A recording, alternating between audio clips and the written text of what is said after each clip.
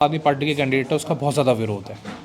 उसको लोग जो है वोट देना नहीं चाहते। लोग ये कह रहे हैं कि हम तो इससे अच्छा है कि हम नोटा को वोट दबा दें। लोगों की नाराज़गी बहुत ज़्यादा है। तो मुझे भी ऐसा लगता है कि आम आदमी पार्टी के साथ जो है यहाँ ओखला विधानसभा में फ़ाइट नहीं है। जो मैं देख रहा हूँ और मैं घूम रहा हूँ, मुझे ऐसा लगता है कि MIM का जो है मामला और वहाँ पर जो है ज़्यादा लोग उनको वोट देना चाह रहे हैं। तो मुझे लगता है कि मेरे फ़ाइट सीधी MIM पार्टी के साथ है। मतलब हेलो दोस्तों, मैं अभी इस वक्त मौजूद हूँ जसोया गांव पर, जहां पर यहाँ पर बीजेपी के कैंडिडेट मनीष चौधरी जी यहाँ पर मौजूद है हमारे साथ, और हम इनसे इंटरव्यू करेंगे और जानने की कोशिश करेंगे कि अगर बीजेपी उम्मीदवार अगर ओखला विधानसभा में आती है तो इनका मैनिफेस्टो क्या रहेगा। हमारे साथ मौजूद है यहाँ पर मनीष चौधरी जी, और उनसे बातचीत करेंगे और जानने की कोशिश करेंगे। जो ओखला के जो मुस्लिम बहुल एरिया है उनको लेकर भी, और जो मनीष साहब जो भी कहें आज के आखिर उनकी टक्कर किससे है ओखला के अंदर इस टाइम, तो बातचीत करेंगे। मनीष साहब, सबसे पहले तो आपका बहुत बहुत स्वागत है हमारे चैनल पर। बहुत बहुत धन्यवाद। और क्या कहना चाहेंगे ओखला का जो इस टाइम चल रहा है इलेक्शन काफ़ी पेचीदा है, उसको लेकर आप कैसे देखते हैं और आप किसको अपने सामने जो है एकदम मजबूत दावेदार मानते हैं? काफ़ी दिनों से ओखला में प्रचार कर रहा हूँ और मैं जा रहा हूँ गलियों गलियों में। पहले तो मैं अपने वार्ड में और इस तरफ ज़्यादा एक्टिव रहता था, लेकिन अब मैं जा रहा हूँ अंदर तो डेवलपमेंट के नाम पे कुछ नहीं हुआ। सारी सड़कें टूटी हुई हैं, सीवर जो है बह रहे हैं, कहीं सीवर लाइन नहीं है, कहीं गलियाँ खुदी हुई, तो कई कई साल तक गली खुदी छोड़ दी गई है, अधूरा काम छोड़ दिया गया है। पीने का पानी नहीं है, हर गलियों में पीने की लाइन नहीं डाली गई है, बोर का पानी लोग पीने पे मजबूर हैं। विधायक बोल रहे हैं कि पीने की लाइन पानी की हमने डाल दी है, 6 महीने में आ जाएगा पानी। मतलब जैसे 10 साल में आ गया, ऐसे अगले 6 महीने में भी आ जाएगा, आप ये कहना चाह रहे हो? मतलब विधायक जी ये कहना चाह रहे हैं जैसे 10 साल में उन्होंने पानी ला दिया, वो 6 महीने में भी ला देंगे। जब 10 साल में वो नहीं ला पाए तो 6 महीने के बाद लोग कैसे विश्वास कर लेंगे? और क्या इनकी दिल्ली में सरकार नहीं थी 10 साल में, ये अब तक पानी नहीं दे पाए? और फिर तो मुझे लगता है कि जो लोग ज़रूर जिनको पानी जो ख़रीद के पीते थे, जो अगर 10 साल का पैसा अगर 30-40 रुपये पर डे का पी रहे हैं, 30-40 रुपये पर डे का पी रहे हैं, तो आप उसको जो है या 60 रुपये का पर डे का पी रहे हैं, तो कितना हो गया महीने का? उसको मल्टीप्लाई कर लें, फिर इसको 10 साल से मल्टीप्लाई कर लें, तो भाई अमानत सीधा सप्लाई का पानी गंगा जल दे देते तो लोगों को ये जो है पानी की बोतल खरीद के पीने की क्या ज़रूरत पड़ती? तो वो कह रहे हैं जेल में थे, इतने परेशान रहे, ED और CBI ने परेशान कर रखा था हमें, BJP वालों ने परेशान कर रखा था हमें। पहली बात तो जो है ये बहाने होते हैं, और मेरी जो वाइफ वो कॉरपोरेटर है 3 बारी से। अगर किसी गली को आपने उसके लिए बजट दे दिया और उसके काम के वर्क ऑर्डर हो गए और वो काम शुरू हो गया, तो ठेकेदार की जिम्मेदारी बनती है। ठेकेदार सिक्योरिटी डिपॉजिट करता है, अगर वो काम ना करे तो उसकी सिक्योरिटी जब्त होती है जो उसने पैसा जमा कर रखा होता है, और उसको एक टाइम फ्रेम दिया जाता है कि 40 दिन में वो उस काम को पूरा करके देगा। तो 2.5 साल में जब उसका वर्क ऑर्डर हो चुका है, कॉन्ट्रैक्टर को जो है वो काम अलॉट हो चुका है, तो विधायक जी कहीं भी रहे, वो तो काम तो होना चाहिए था। और विधायक जी जेल में नहीं रहे, विधायक जी भागे फिरे रहे। अगर वो यहाँ डट के रहते, लोगों का काम कराते रहते, तो कम से कम लोगों का काम तो हो जाता। तो भागते रहे, वो तो जो है कभी कहीं झगड़ा कर दिया, कभी कहीं कर दिया, उस चक्कर में ही भागे रहे। तो विधायक तो सर मुख्यमंत्री हैं दिल्ली के, जो पूर्व मुख्यमंत्री अरविंद केजरीवाल, वो भी यही कहते हैं कि बीजेपी तो हमें काम नहीं करने देती है। LG को उन्होंने बिल्कुल अपने सपोर्ट में कर रखा है। तो अभी भी जब सरकार बनेगी तो अभी भी दिल्ली में जो है जो LG है और केंद्र में बीजेपी की सरकार है, तो फिर दोबारा बोलेंगे कि भाई बीजेपी काम नहीं करने दे रही है। फिर मतलब लोग उनको 5 साल के लिए चुन के लिए आए, फिर लोग वापस से उसी गंद में रहें, उसी टूटी सड़कों पर रहें, वही गंदा पानी पीते रहें। सर, ये ओखला मुस्लिम बहुल इलाका माना जाता है, लोग कैसे बीजेपी पर विश्वास करें? वो कहते हैं कि बीजेपी आएगी तो हमें परेशानी होगी, प्रॉब्लम्स होगी, दुकानें बंद होंगी, और भी कई सारी समस्या होती, नमाज़ पढ़ने में प्रॉब्लम होती है। तो बीजेपी जहाँ होती है वहाँ पर लोगों को विश्वास कैसे दिलाएंगे आप? मनीष चौधरी जो हैं विश्वास कैसे दिलाएंगे मुस्लिम बहुल इलाकों में लोगों को? देखिए, मैं जहाँ से निगम पार्षद हूँ उस वार्ड में अच्छे खासे हमारे मुस्लिम समाज के लोग रहते हैं। कोई भी व्यक्ति एक सामने आके बता दे, और मैं तो कहता हूँ कि जो मौजूदा लोग हैं वहाँ के बुज़ुर्ग लोग हैं, वो एक बार आके RW के लोग हैं, वो एक बार आके बता दें कि मनीष ने इन 15 साल में या इन 5 सालों में किसी भी जो है किसी भी प्रकार का नुकसान किया हो। आप बता दें आके, एक आदमी नहीं सिंगल कह सकता, और ये ज़रूर कहने वाले मिल जाएंगे कि मनीष ने मदद करी है। किसका मैंने मकान तोड़वा दिया, किसकी मैंने जो है गोश्त की दुकान सील करा दी, बंद करा दी, कोई एक व्यक्ति सामने आके नहीं कह सकता। सर क्या ये नैरेटिव है सिर्फ? हाँ जी। बीजेपी के लिए सिर्फ नैरेटिव, गलत नैरेटिव चलाया जाता है कि इस तरह से हो जाएगा? भाई डर दिखाया जाता है, क्या दिखाया जाता है? भैया, अब तो वो जाने कि वो ऐसा क्यों कर रहे हैं। वो हमारे साथ नहीं कर रहे, वो तो लोगों के साथ खिलवाड़ कर रहे हैं। यार, मैं काम करने वाला व्यक्ति हूँ, काम कराने पे विश्वास करता हूँ। मैं तो कहता हूँ कि आप लोग मुझे एक बार मौका दें, और डेवलपमेंट क्या होता है, काम क्या होता है, हम करके दिखाएंगे। सर आपका मोटिव क्या रहेगा अगर आप जीत जाते हैं? देखिए, मेरा मोटिव सिर्फ काम रहेगा, सिर्फ डेवलपमेंट रहेगी, बस। क्या क्या लगता है कमी है यहाँ पर फिलहाल? कमी है ही क्या यहाँ पर? आप कमी की बात कर रहे हैं, मैं तो कह रहा हूँ है ही क्या यहाँ पर?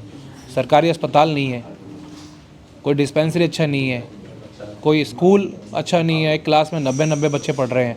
कोई बच्चा अगर 12वीं पास करके जाए तो कॉलेज नहीं है, सर पानी नहीं है। हालात कहते हैं ठीक करा दिए हमने। केजरीवाल जी कहते हैं कि पूरी दिल्ली में जिस तरह से स्कूल है वो मॉडल मानते हैं। फिर सारे के सारे लोग प्राइवेट स्कूल में दाखिला कराने के लिए क्यों भागते हैं? हाँ, आप मुझे बताइए, सारे के सारे लोग प्राइवेट स्कूल में दाखिला कराने क्यों भाग रहे हैं? सरकारी स्कूल क्यों छोड़ के जा रहे हैं? गवर्नमेंट स्कूल का रिजल्ट उठा के देख लो कि वो नीचे जाता जा रहा है। अच्छा सर, जैसे कि ओखला विहार है, जाकिर नगर, बटला हाउस, शाहीन बाग, अबू फजल इनक्लेव, इन इलाकों में सबसे ज़्यादा मुस्लिम रहते हैं। उनको क्या कहना चाहेंगे? आपको सपोर्ट करें, आप बीजेपी का जो डर दिखा रहे हैं वो उससे ना डरें, क्या कहना चाहेंगे? बिल्कुल डरने की ज़रूरत नहीं है। मैं जो है दोबारा कह चुका हूँ कि मेरे वार्ड में जसोला गांव में जिसमें मैं रहता हूँ, उसमें आधे हमारे हिंदू भाई रहते हैं और आधे मुसलमान भाई रहते हैं। जिस गांव में मैं रहता हूँ, नया जसोला गांव में हिंदू भाई रहते हैं और पुराना जसोला गांव में मुसलमान भाई रहते हैं। वहाँ हमारा कारोबार भी, हमारा काम भी, हम लोगों के शादी में, सुख दुख में आज भी वहाँ जाते हैं। तो ये डरने की ज़रूरत नहीं है। ये चुनाव सिर्फ काम तक ही इसको रहने दें, डेवलपमेंट तक ही रहने दें, और इसको जो है इससे अलग हटके ना ले जाएं और सिर्फ काम की बात करें, वो ज़्यादा बेहतर रहेगा। आपको नहीं लगता मनीष साहब के सिर्फ जो ये 10 साल बीते हैं, ये कीचड़, कूड़ा, नाली और सीवर और सड़कों पर रह गया है मामला? इससे ऊपर उठ के बात कैसे होगी? हॉस्पिटल्स की बात कैसे होगी? जैसे कि यहाँ के प्राइवेट हॉस्पिटल में जाते हैं, लाखों का बिल आता है लोगों का। यहाँ के लोग, नेता भी ये नहीं समझते कि मतलब कोई गरीब आदमी कैसे बिल देगा। बिल तक माफ़ कराने नहीं पहुँचते अगर कोई मजबूरी में फंस जाए। आप क्या करेंगे इसके लिए? बिल्कुल, प्राइवेट हॉस्पिटल में कोई चला जाए तो वो तो जो है अपना सारा कुछ जो है लुटा के हॉस्पिटल से बाहर निकलता है और लाखों रुपए का उनका बिल बना के दे दिया जाता है। उसके बाद कोई उसको माफ़ कराने वाला नहीं। और क्या आपने कराया अब तक किसी का बिल माफ़? हज़ारों लोगों के मतलब मुझे लगता है कि मैं हर रोज़ ही किसी न किसी के लिए बोल के कराता रहता हूँ, मदद करता रहता हूँ। ये मेरा रूटीन में काम चलता रहता है पूरा 5 साल। अच्छा, ओखला के डेमोलेशन को कैसे देखते हैं आप? हाँ, आपने एक बहुत अच्छा सवाल करा। ओखला में एक बहुत बड़ा जो है ये मसला है कि जो माफिया हैं वो हाई कोर्ट में जो है पटिशन डालते हैं और मकानों की कंप्लेन करके मकानों को तोड़वा देते हैं। चलो, ये तो बात एक रही। फिर उसके बाद जो है कोई भी ओखला का नेता ये बोलने को तैयार नहीं होता कि भाई किसी के जो है मेहनत की कमाई का पैसा उसने अपने गरीब आदमी ने अपने मकान में लगाया, उसका मकान टूट गया और उसके बाद कोई माफियाओं पे कार्रवाई नहीं होती, कोई बोलने वाला नहीं है। और कुछ दिनों बाद जो यहाँ के नेता हैं वो उन माफियाओं के साथ बैठे हुए नज़र आते हैं। तो एक बहुत बड़ा ये नेक्सस है और हम चुनाव जीत के आएंगे, इस नेक्सस को ख़त्म करेंगे।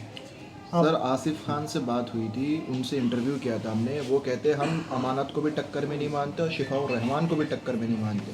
वो सिर्फ उनका जो टक्कर है वो बीजेपी के साथ है। आप कितना देखते हैं कि आप किसको उम्मीदवार यहाँ पर ताकतवर समझते हैं? देखिए, जो यहाँ से आम आदमी पार्टी के कैंडिडेट है उसका बहुत ज़्यादा विरोध है। उसको लोग जो है वोट देना नहीं चाहते। लोग ये कह रहे हैं कि हम तो इससे अच्छा है कि हम नोटा को वोट दबा दें। लोगों की नाराज़गी बहुत ज़्यादा है। तो मुझे भी ऐसा लगता है कि आम आदमी पार्टी के साथ जो है यहाँ ओखला विधानसभा में फ़ाइट नहीं है। तो मनीष जी का मुकाबला किससे है फिर? मुझे ऐसा लगता है कि जो मैं देख रहा हूँ और मैं घूम रहा हूँ, मुझे ऐसा लगता है कि एमआईएम का जो है मामला और वहाँ पर जो है ज़्यादा लोग उनको वोट देना चाह रहे हैं। तो मुझे लगता है कि मेरे फाइट सीधी एमआईएम पार्टी के साथ है। मतलब अमानतुल्लाह खान से ज़्यादा जो है आप शिफा और रहमान को टक्कर मतलब बिल्कुल बिल्कुल ना, जो है अमानत साहब को वहाँ वोट मिल रहा है ना अमानत साहब को यहाँ वोट मिल रहा है। अमानत साहब तो पिक्चर से ही गायब है। अब जो है मुझे लगता है, जो मुझे सुनने में आ रहा है, अभी कांग्रेस का टिकट अभी मुझे लगता है कि कल ही हुआ है। तो लेकिन एमआईएम को बहुत ज़्यादा वहाँ लोग जो है सुन रहे हैं। हमारे पास ये खबरें आ रही हैं, हम देख रहे हैं, पता लग रहा है। सर्वेज भी कह रहे हैं, बहुत सारे सर्वे की रिपोर्ट भी कह रही है और मैं भी खुद भी सुन रहा हूँ। तो मुझे आम आदमी पार्टी से फाइट नहीं लग रही यहाँ पर। सर आसिफ खान, उनकी बेटी अरीबा खान को विधायक का टिकट मिला है। आसिफ खान एक दबंग नेता के नाम से जाने जाते हैं। तो क्या लगता है सर, उनको वोट आप उनको टक्कर भी नहीं मानते आप उनको? किनको? अरीबा खान को। आसिफ की जो एक छवि है वो दबंग। देखिए, नेता के हिसाब से। मैंने तो आम आदमी पार्टी के लिए बोला है कि आम आदमी पार्टी सिटिंग विधायक है, 10 साल से विधायक है, उसकी नाराज़गी लोगों में ज़्यादा है। उसने काम कुछ किए नहीं है। तो जो अमानत साहब हैं उनसे जो है मेरी फाइट नहीं है, क्योंकि ना उन्होंने यहाँ काम करे ना उन्होंने वहाँ काम करे। 5-6 वार्ड में से कहीं काम नहीं करे। आप जे कॉलोनी चले जाइए, इतना बुरा हाल है आप सोच नहीं सकते। आप शाहीन बाग में चले जाइए, रोड पे इतने बड़े बड़े सीवर के ढक्कन टूटे हुए हैं, कोई ढक्कन लगाने वाला नहीं है। कूड़े के ढेर लगे हैं, कोई कूड़े का ढेर उठाने वाला नहीं है। काम चल रहा है सर लगातार, अब कर रहे हैं वो सड़कें बना रहे हैं। तो वो सिर्फ जो है 5 तारीख तक के लिए चल रहा है। 5 तारीख के बाद फिर वो दोबारा काम बंद हो जाएगा। उनका कहना है कि अगर जीत गए तो फिर से और मैं ये पूछना चाहता हूँ, 10 साल से सिर्फ काम ही चल रहा है। अब तक तो काम जो है ख़त्म होके बढ़िया फर्स्ट क्लास सड़कें बन जानी चाहिए थी और लोग जो है अपना वहाँ पे जो है अच्छे से कारोबार चल रहा था। आज मैं देखता हूँ कि लोगों की दुकानों के अंदर पानी भर जाता है, बेचारे लोग परेशान हो जाते हैं। घरों के अंदर पानी भर जाता है, लोग परेशान हो जाते हैं, फर्नीचर ख़राब हो जाता है। आज जो है बिजली के मीटर लोगों के नहीं लग रहे, लाख लाख रुपए दे के मीटर लगवाए जा रहे हैं। सवाल पे आ रहे थे जी, बिल्कुल। लाख लाख रुपए दे के मीटर लगवाए जा रहे हैं। तो भैया क्यों दें लोग आम आदमी पार्टी को वोट, जब आम आदमी पार्टी के लिए कुछ करा ही नहीं है। बताइए कि आपके घर के आगे ही यहाँ पर जसोला में देख रहे हैं हम, सालों से ये सड़क टूटी पड़ी है पूरी की पूरी। हाँ, तो इसमें आपने खुद ने क्यों नहीं? ये एमसीडी के अंडर तो आती नहीं है रोड। एमसीडी के अंडर 60 फुट से चौड़ी सड़कें कभी आती ही नहीं है। और ये तो 18 मीटर की रोड है। और ये तो जो है एमएलए साहब बना सकते थे इसको, उनका बजट लग सकता था, लेकिन उन्होंने बनाया ही नहीं। और उसके बाद फिर हमने स्पेशल वीसी से परमिशन ली और काम चल रहा है। आप देखो बड़ी बड़ी ड्रेन बन रहे हैं और जो है जेसीबी लग रहे, काम चल रहा है। ये जो रोड बन रहा है आपके जरिए बन ये रहा है? डीडीए के जरिए बनवा रहे हैं। अब हम इसको विधायक जी बना सकते थे। विधायक जी का बजट चाहे वो एमसीडी पे हो, चाहे वो पीडब्ल्यूडी पे हो, चाहे वो डीडीए पे हो, सब जगह लग सकता है। वो फ्री बजट होता है। वो कहीं भी, वो सुई से लेके जहाज तक एमएलए लैंड फंड से खरीदा जा सकता है। काउंसलर के फंड में और एमपी के फंड में जो है अपनी अपनी जो है लिमिट्स होती हैं। हम सिर्फ अप्रूव्ड कॉलोनी में और अर्बनाइज और रूरल विलेज के अंदर ही फंड लगा सकते हैं। हम कच्ची कॉलोनी में या झुग्गी झोपड़ी में अपना फंड नहीं लगा सकते।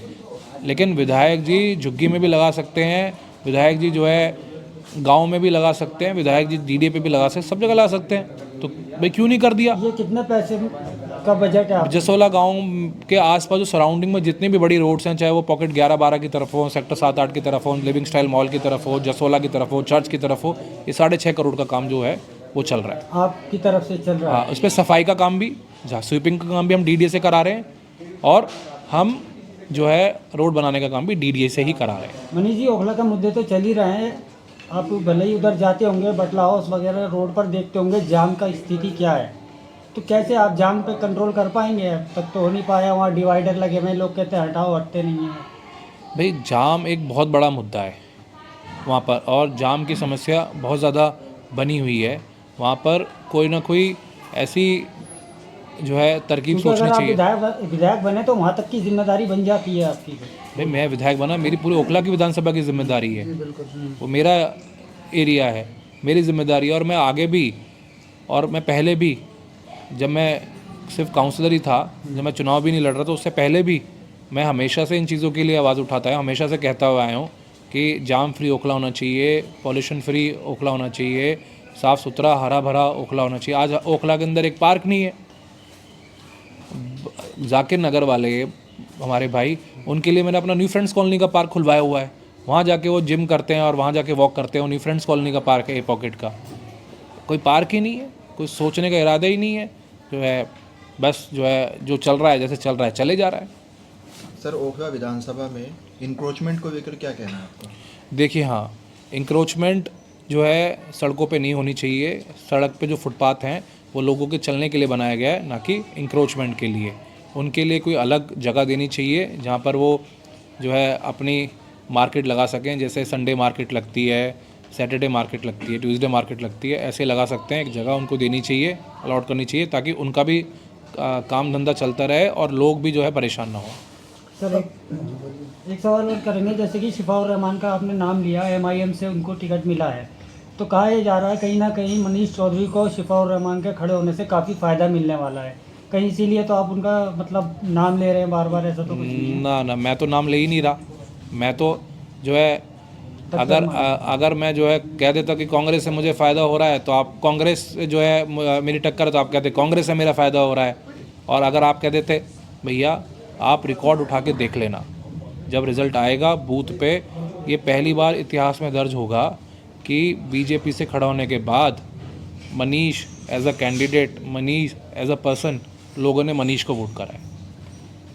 तो ओखला की पब्लिक से आप क्या कहेंगे, डायरेक्ट बताइए। ओखला से कहेंगे कि बहुत जो है हिंदू मुसलमान के नाम पे वोट ले ली। अगर आप हिंदू मुसलमान के नाम पे ही वोट देते रहोगे तो आपके एरिया में डेवलपमेंट नहीं होगा। एक बार वो मुझे मौका दें। मैं पहले भी जब मैं कांग्रेस में था तो मैं ऐसी जो है बहुत सारा मेरे एरिया में मुस्लिम एरिया था, ओखला विहार और हाजी कॉलोनी, ये वो, तो मैंने वहाँ पे बहुत काम किया। मैं रेगुलर वहाँ विज़िट करता था, राउंड लेता था, काम कराता था, सफाई का काम बड़ा अच्छे से रखता था, सारी लाइटें जली रहें इसकी भी मैं जो है चिंता करता था। लेकिन आज ऐसा कुछ नहीं बचा है, सब जो है ख़राब हो गया है। तो मेरा सभी से निवेदन है कि एक बार मुझे भी मौका दें। फिर मिलेंगे मनीष साहब। बहुत बहुत शुक्रिया आपका। तो आप लोगों ने सुना मनीष